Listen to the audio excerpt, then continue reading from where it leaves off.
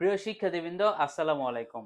তোমরা যারা যারা ভিডিওটা দেখতেছো তারা অবশ্যই এসএসসি 2025 সালে কোনো না কোনো কারণবশত ম্যাথ পরীক্ষাটায় হয়তো খারাপ করছো। তো তোমরা দেখতে পাচ্ছ আমার ইউটিউব চ্যানেল। তো আমি সবার প্রথম ভিডিও শুরুর আগে আমার পরিচয়টা দিয়ে নেই। ইউটিউব চ্যানেলের মালিক হচ্ছে আমি, আমার নাম হচ্ছে মেহেদী হাসান আবির, ডিপার্টমেন্টস অফ ম্যাথমেটিক্স। তো তোমরা বুঝতেই পারছো যে আমার ম্যাথমেটিক্স এর উপর কতটা ধারণা আছে এবং ভিডিওটা তোমাদের জন্য খুবই বেশি উপকারী।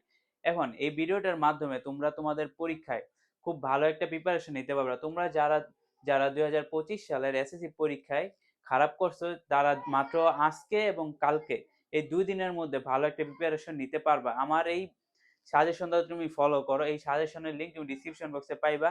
তো এখন তোমরা এই কথাটা শুনে আবার কেউ ডিসক্রিপশন বক্সে সাজেশনটা নিয়ে ভিডিওটা মিস করো না, তুমি সম্পূর্ণ ভিডিওটা দেখো। হয়তো এই সম্পূর্ণ ভিডিওটা তুমি দেখার পর হয়তো তোমার মধ্যে একটা কনফিডেন্স বাড়বে এবং তুমি খুব কম সময় কিভাবে এমসিকিউ থেকে শুরু করে সবকিছু কভার করবা, কোন কোন চ্যাপ্টার বাদ দিবা এবং কোন কোন চ্যাপ্টার গুলো ভালোভাবে পড়বা, কোন কোন টপিক গুলো ভালোভাবে পড়বা, এটা বুঝতে পারবা। তো তোমরা ভিডিওটা যদি সম্পূর্ণ না দেখো সাজেশনটা কিন্তু কিছু বুঝবা না। তাই দয়া কইরা ভিডিওটা যতটুকুই হোক তোমরা ভিডিওটা সম্পূর্ণ দেখো, এটা তোমাদের উপকার আসবে। আর মাত্র 2টা দিন আছে, আজকে এবং কালকের দিন। তো তোমরা ভিডিওটা সম্পূর্ণ দেখো। আমি তোমাদের ফার্স্টে একটা জিনিস বুঝাই দিই। তোমাদের যেহেতু full syllabus exam, I hope তোমরা প্রায় 3 বছর ধরে টাইম পাইছো। প্রথমত 2 বছর, তারপরে যে এক্সট্রা 1 বছর। এখন এক্সট্রা 1 বছরে তোমরা আশা করি এই চ্যাপ্টার গুলো ক্লিয়ার। তো এই চ্যাপ্টার গুলা থেকে তোমরা কোন কোনগুলা পড়বা আর কোন কোনগুলা বাদ দিবা এটা আমি তোমাদের আগে বলি। তো প্রথমত দেখো একটা জিনিস আমি যদি তোমাদের বলি, যেমন তোমাদের বীজগণিতের যে চ্যাপ্টার গুলা লিখছি, দেখো তোমরা দেখতে পাচ্ছ যে বীজগণিতের চ্যাপ্টার গুলা। তো প্রথমত বীজগণিতের অধ্যায় 2 তা সেট। এই যে দেখো সেট যে চ্যাপ্টারটা আছে এটা কিন্তু এসএসসি 2026 এর মধ্যে আছে। এই সেট চ্যাপ্টারটা এসএসসি 2026 এর মধ্যে আছে। তো এই চ্যাপ্টারটা আমরা স্টার দিতে পারি, ঠিক আছে। তো এই চ্যাপ্টারটা তোমরা ভালোভাবে পড়ে যাবে। এই চ্যাপ্টারটা বেসিক্যালি খুবই সহজ। এই চ্যাপ্টারটা সেটের চ্যাপ্টারটা কিন্তু খুবই সহজ। এই সেটের চ্যাপ্টারটা তোমরা ভালোভাবে পড়বা। তারপর দেখো অধ্যায় 3। এই যে অধ্যায় 3, এই যে যে চ্যাপ্টারটা, এইখান থেকে প্রত্যেক বছর কোশ্চেন আসে। তোমাদের কিন্তু 2025 সালেও এই অধ্যায় থেকে কোশ্চেন আসছে। এখন যারা যারা এই অধ্যায়টা ভালোভাবে পড়ছো তারা এই অধ্যায় থেকে পারার কথা, ঠিক আছে। এই সাজেশনের মধ্যে আমি দেখাই দিছি যে এই অধ্যায় থেকে তোমার কোন কোন ম্যাথ গুলো তুমি বেসিক্যালি করবা। আমি প্রথমে চ্যাপ্টার গুলো দেখে যাচ্ছি, দেন আমি সাজেশন নিয়ে আলোচনা করতেছি। তোমরা যারা যারা এটা পারো তাদের এটাও জিনিসের এখান থেকে কোশ্চেন 100% আসবে। এখান থেকে কোশ্চেন আসবে 100%, ঠিক আছে। এখান থেকে 100% এবার কোশ্চেন আসবেই আসবে, ঠিক আছে। তোমাদের কোশ্চেন এখান থেকে একটা আসবেই যে তোমরা বীজগণিত থেকে দিবা। তারপর দেখো এই যে 4 অধ্যায় থেকে মনে করো কোশ্চেন আসতেও পারে না আসতে পারে, মনে করো এটা 50-50 চান্স, বুঝছো। অধ্যায় 4 থেকে মনে করো না আসার সম্ভাবনা বাসে, আমি 50 না আমি 40 দিতে পারি, 40 বা 50% চান্স, ঠিক আছে। অধ্যায় 4 থেকে তো তোমরা অধ্যায় 4 যারা পারো তারা দেখে যাও এমসিকিউ আসবে। তো এই অধ্যায় থেকে তোমরা এমসিকিউ পড়ে, আর যারা চ্যাপ্টার 4 পারো না তারা এটার মধ্যে এতটা সময় দেওয়ার দরকার নেই, কারণ তোমার পাস করতে হইব, ঠিক আছে। এখন তারপর দেখো অধ্যায় 11 আর হচ্ছে অধ্যায় 13। তো ধারা কিন্তু মেইনলি ইম্পর্টেন্ট, বুঝছো, তোমাদের জন্য ধারাটা ইম্পর্টেন্ট কিন্তু দেখো, যেহেতু বর্তমানে এসএসসি 26-এর মধ্যে কিন্তু আছে, ধারা নাই। এসএসসি 26-এর কিন্তু ধারা নাই, কিন্তু অনুপাত এবং সমানুপাত আছে। এখন টিচাররা চাইলে হয় এটা থেকে দিব একটা, অথবা কি এটা থেকে একটা দিব, বুঝছো। যেহেতু তোমাদের 3টা থাকবে, 4 না বললেই চলে। তো অধ্যায় 2, অধ্যায় 3, অধ্যায় 11, অধ্যায় 13, এই 4টা অধ্যায় থেকে যে কোনো 3টা কোশ্চেন আসবে, মানে আসবেই, মাস্ট বি আসবেই। তো তোমরা এই 4টা থেকে যে কোনো 2টা চ্যাপ্টার যদি তুমি ভালোভাবে কমপ্লিট করো, তুমি এখান থেকে মিনিমাম একটা দিতে পারো। ভাগ্য ভালো থাকলে তুমি 2টা বীজগণিত থেকে 2টাই দিতে পারবা, বুঝছো, ঠিক আছে। তো এইগুলো তোমরা ভালোভাবে পড়বা। যদিও অনুপাত আর সমানুপাতের মেশিন আমি মাত্র 5টা সৃজনশীল দিছি, 5টা সৃজনশীল করলে তোমার কমন পড়বো। ক নাম্বার, খ নাম্বার, গ নাম্বার, তিনোটাই কমন পড়বো ইনশাআল্লাহ। ওকে। তো এখন আমরা কিন্তু বীজগণিতের যে সাজেশনটা সেটা দেখলাম। এখন দেখো জ্যামিতি, বুঝছো। তো এখন যদি তোমরা জ্যামিতি সাজেশনটা যদি খেয়াল করো, যে জ্যামিতির মধ্যে আমি কি কি রাখছি, অধ্যায় 7 হচ্ছে সম্পাদ্য। তোমরা যারা যারা উপপাদ্য পারো না তারা সম্পাদ্যে ফোকাস করো। বইয়ের যে সম্পাদ্য গুলো আছে, বেসিক যে সম্পাদ্য গুলো আছে, এগুলো কিন্তু আসবেই। দয়া করে তোমরা বেসিক সম্পাদ্য গুলা যদি না পারো তোমরা আজকের মধ্যে সেগুলা পড়া যাও। তোমরা আজকের মধ্যে সেগুলো কমপ্লিট করে যাও, পারলে মুখস্থ করে যাও। বেসিক যে 9টা সম্পাদ্য আছে বুঝছো, এইগুলো বইয়ের মধ্যে, এগুলা অধ্যায় 7 কিন্তু বাদ দেওয়ার কোনো ওয়ে নেই। তাছাড়া আমি সাজেশন দিছি, এটার মধ্যে দেখে বাকিগুলা চাইলে কভার করতে পারো। ওকে, তারপর দেখো অধ্যায় 8 বৃত্ত। আর বৃত্ত থেকে এটা 100% আসবে, বৃত্ত থেকে 100% আসবেই, ঠিক আছে? বৃত্ত থেকে কিন্তু আসবেই, এটা তোমরা ভালো করে বুঝে নিও। তারপর দেখো কি দিছি, অধ্যায় 14 আর অধ্যায় 15। অধ্যায় 14 হচ্ছে যে তোমার সদৃশতা ও প্রতিসমতা। যদি 14 থেকে না আসে, যদি 14 থেকে নাও আসে, অধ্যায় 15 থেকে কিন্তু আসবে ক্ষেত্রফল বিশিষ্ট উপপাদ্য ও সম্পাদ্য। অধ্যায় 15 ক্ষেত্রফল বিশিষ্ট, এটা থেকে আসবে। যদি 14 থেকে না আসে তাহলে কত থেকে আসবে? 15 থেকে মাস্ট বি আসবেই আসবে, ঠিক আছে?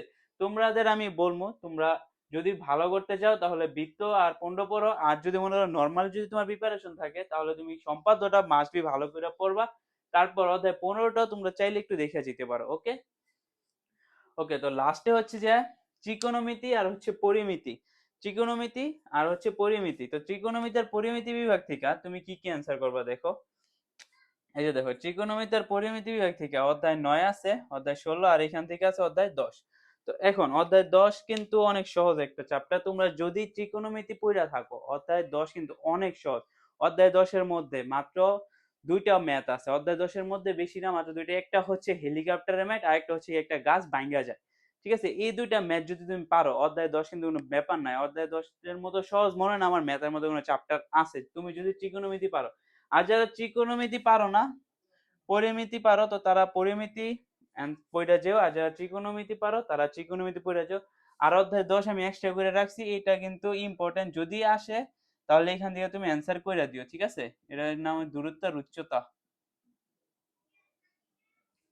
ওকে, তো এখান থেকে তুমি ভালোভাবে অ্যান্সারটা কইরা দিও। তো আশা করি এইগুলোই পড়লে তোমরা কমন পাবে। আর লাস্টে পরিসংখ্যান, ঠিক আছে? এই ছিল আমাদের নরমাল অধ্যায় ভিত্তিক। এখন আমি তোমাদের বলি যে তোমরা কি কি পড়বা।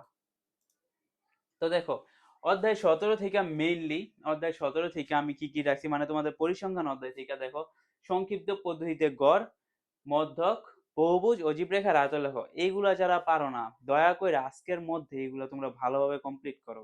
যদি তুমি এগুলা কমপ্লিট না করো তাহলে কিন্তু পরীক্ষা ভালো করতে পারবা না। আর আমি চাই না যে একটা স্টুডেন্টও যারা আমার ভিডিওটা দেখতেছে তারা আবার কোনো পরীক্ষায় কোনো খারাপ রেজাল্ট করুক, ঠিক আছে? তোমাদের জন্য একমাত্র কষ্ট করে ভিডিওর উদ্দেশ্য হচ্ছে যে তোমরা যেন পরীক্ষায় ভালো করো, গতবারের মতো যেন তোমাদের আর খারাপ রেজাল্টটা না হয়, ঠিক আছে? এই ছিল। তারপর দেখো, এই যে দেখো এখানে আমি লিখে দিচ্ছি সুন্দর করে, অধ্যায় 7 মানে সম্পাদ্য থেকে সম্পাদ্য বেসিক 9টা। মানে তুমি বেসিক 9টা সম্পাদ্য এগুলো কিন্তু মাস্ট বি পারা লাগবে, মানে লাগবেই, ঠিক আছে? আচ্ছা, তারপর দেখো আমি কিছু এক্সট্রা ভাবে দিছি, যেমন অধ্যায় 9 থেকে তুমি পাঠ্য বইয়ের 19 নাম্বার ম্যাথটা করবা, আর উদাহরণ 4 আর কাজ করবা। 202 পৃষ্ঠার একটা কাজ আছে, তুমি বইটা যদি খোলো 202 পৃষ্ঠার একটা কাজ আছে, এটা তুমি কইরা যাবা। তারপর দেখো আরো আছে। তারপর হচ্ছে অধ্যায় 13, যারা ধারা পারছো, অনেকে কমেন্ট করছিলা যে ধারাটা নিয়ে ভিডিও বানাইতে। তো যারা ধারা পারো তারা অনুশীলনী 13.1 থেকে 8, 15 এবং 19 নাম্বারটা পড়বা। আর অনুশীলনী 13.2 থেকে 8, 9, 11 আর 16 নাম্বারটা একদম ভালোভাবে কমপ্লিট করে যাবে। যদিও তোমার ফুল শ্রেণীর কমন না পড়ে, এই নিয়মে তোমার একটা খ একটা গ কমন পড়বেই। তোমার মেইনলি টার্গেট হচ্ছে পাস করা। যারা ভালো প্রিপারেশন নিছো তারা তো নিশ্চয়ই, ধন্যবাদ তাদেরকে। আচ্ছা, তো নেক্সট দেখো। আচ্ছা, এই হচ্ছে আমাদের মেইন সাজেশন।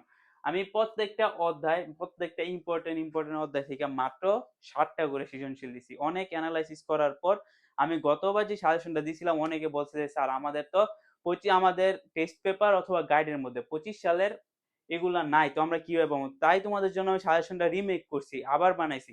তো ওইগুলা বাদ দিয়া আমি যে তোমাদের ইম্পর্টেন্ট সব অ্যানালাইসিস কইরা যেইখানে তোমরা করলে সবগুলা ম্যাথই থাকবে, সবগুলা ম্যাথ কভার হবে, ওইগুলা দেখে আমি প্রত্যেকটা অধ্যায় থেকে মাত্র 7টা করে সৃজনশীল দিছি। এইগুলাই কিন্তু তোমাদের 100% কমন পড়বে ইনশাল্লাহ। তো দেখো, এই যে অধ্যায় 2, অধ্যায় 3, মানে এটার পিডিএফ তুমি ডিসক্রিপশন বক্সে পাইবা, তুমি ডিসক্রিপশন বক্স থেকে কালেক্ট করে নিও। আমি পিন কমেন্টও পিন করে দিব, তোমরা কোনো প্যারা নিও না। ওকে, তো এই যে অধ্যায় 4, এই যে দেখো অধ্যায় 7, অধ্যায় 8। অধ্যায় 8 থেকে বৃত্ত থেকে মাত্র পাঁচটা পাঁচটা দিছি, বোর্ড দিছি, দেখছো? আর অধ্যায় 9 থেকে 7টা। এই যে দেখো অধ্যায় 10 থেকে মাত্র 5টা বোর্ড দিছে, অধ্যায় 10 থেকে মাত্র 5টা। এই অধ্যায়টা কইরা যে অধ্যায়টা অনেক বেশি ইম্পর্টেন্ট এবারের জন্য। ওকে, দেখো 11 থেকে 7টা, এই যে ধারা, এই যে ১৬ পরিমিতি, পরিসংখ্যান। এই যে দেখো যারা ভালো রেজাল্ট করতে চাও তাদের জন্য আমি একটু এক্সট্রা ভাবে দিয়া দিছি। এই যে দেখো যে এক্সট্রা ভাবে যে ম্যাথ গুলা দিছি, তোমরা যারা ভালো প্রিপারেশন নিতেছো বা শুরু থেকে তোমরা ভালো প্রিপারেশন নিয়ে আসছো, তোমরা চাইলে এগুলো করে যাও, কারণ এগুলো এমসিকিউ এবং কিসের জন্য খুব বেশি ইম্পর্টেন্ট। আচ্ছা, এই যেগুলো এই যে এইবার দেখো লাস্ট আমরা অনেক কথা বললাম, ভিডিওর শেষ পর্যন্ত আমরা চলে আসছি। তো দেখো অনেকে এমসিকিউ যে কথা বলতাছিল, তো দেখো এমসিকিউ জন্য আমি কি লিখছি, 2019 থেকে 2025 সাল পর্যন্ত আসা সকল বোর্ড এমসিকিউ। দেখো একটা কথা, তুমি যদি এমসিকিউ ভালোভাবে না পড়ো, এমসিকিউ সলভ করা না শিখো, তোমাকে আমি 100 বা 200 এমসিকিউ দিলে তুমি যদি মুখস্থ করে যাও, তুমি কিন্তু এটা কখনো কমন পাইবা না। তোমার এমসিকিউ সলভ করতে হবে, এমসিকিউ মাস্ট বি প্র্যাকটিস করতে হবে। এমসিকিউ কিন্তু খুব কমই হয় যেগুলা রিপিট আসে। তুমি যদি ম্যাথের কনসেপ্ট না পারো, অন্যদের দেখা দেখি 100 থেকে 200 এমসিকিউ করেছো, এগুলা কিন্তু তোমার কোনো লাভ হবে না। এক টাইপের মুখস্থ করে গেলে, ধরো তুমি একটা অ্যান্সার মুখস্থ করছো কিন্তু ওইটা পরীক্ষায় আসে নাই, ওই নিয়মে আরেকটা আসে। সেজন্য আমি বলবো নিয়মটা ভালোভাবে পড়ো। আর যারা নিয়মগুলা ভালোভাবে পড়ছো, তারা বেশি না, মাত্র 2019 থেকে 2025 সাল পর্যন্ত সকল বোর্ডে আসা তুমি জাস্ট এমসিকিউ গুলো দেখে যাও। আজকে তুমি সৃজনশীল প্র্যাকটিস করো, আগামীকাল তুমি এমসিকিউ গুলো দেখে যাও। আশা করি তুমি পরীক্ষায় একটা ভালো একটা রেজাল্ট করতে পারবা। ঠিক আছে? তো ভিডিওটা যারা শেষ পর্যন্ত দেখছো তাদেরকে অসংখ্য ধন্যবাদ। আশা করি ভিডিওটা তোমার উপকারে আসবে। ঠিক আছে গাইস, ভালো থেকো, ভালোভাবে পরীক্ষা দিও। আল্লাহ হাফেজ।